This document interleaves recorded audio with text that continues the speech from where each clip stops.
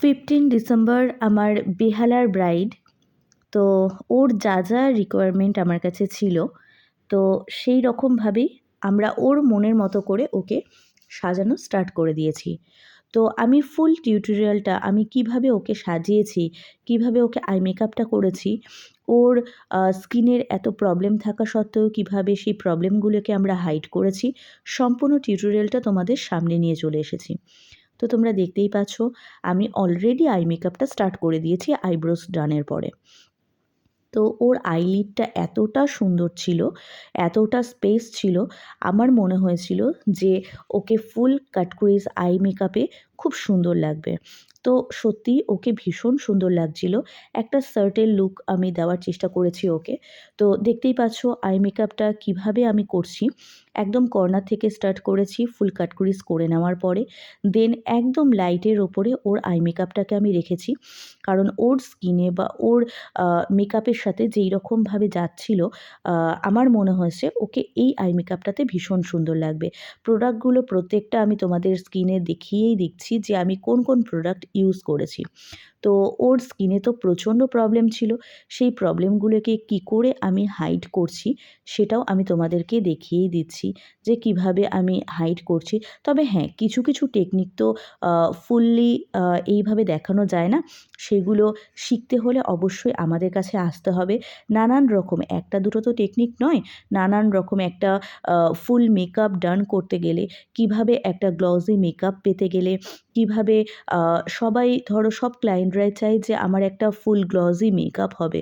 তো স্কিন যদি মানে গর্ত থাকে, স্কিনের মধ্যে নানান রকম প্রবলেম থাকে, তো সেই গ্লসি চকচকে মেকআপটা আমরা কিভাবে করি তার ওপরে, সেটাও শিখতে গেলে অবশ্যই কিন্তু আমাদের ক্লাসগুলো অ্যাটেন্ড করতে হবে।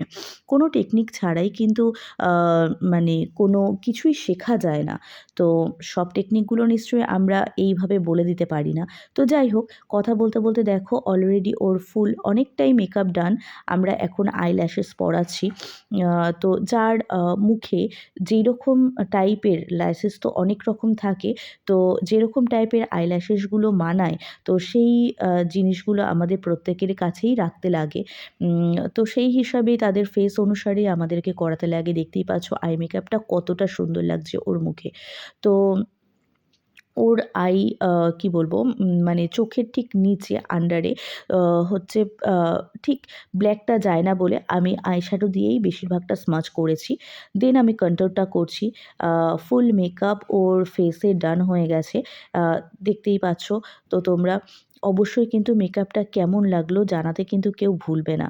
তো হাইলাইটের কাজ চলছে। আর একটা জিনিস, আম আমার প্রত্যেকটা ব্রাইডই তোমরা হয়তো খেয়াল করে থাকবে, আমি নানান রকমের কলকা করতে ভীষণ ভালো লাগে, নানান স্টাইলের কলকা করতে। একই কলকা আ সবার ফেসে আমি দিই না। তো আমার ভীষণ ভালো লাগে যে কলকার নতুন নতুন স্টাইলগুলো যার ফেসে যেরকম লাগবে সেই রকমভাবে আমি তাদের ফেসে আমি সেই কলকাগুলো দিই। আমার ভীষণ ভালো লাগে নানান স্টাইলের কলকা করতে। তো ও একটু ফেসটা চেয়েছিল সামনের দিকে যাতে ওর মানে পাফ থাকে সেই রকমভাবে যাতে আমি ওকে করে দিই। আর ওর মাথায়তে তো অসংখ্য আ মানে কি বলবো, পাকা চুল ছিল। তোমরা বুঝতেই পারবে না হয়তো এখন যেভাবে আমি হাইড করেছি। তো অলরেডি ডান আমার ক্লায়েন্টের মেকআপ। কেমন হয়েছে অবশ্যই কিন্তু জানাতে ভুলবে না। নিজেদের স্পেশাল ডেতে আমাকে কিন্তু অবশ্যই তোমরা বুক করতে পারো।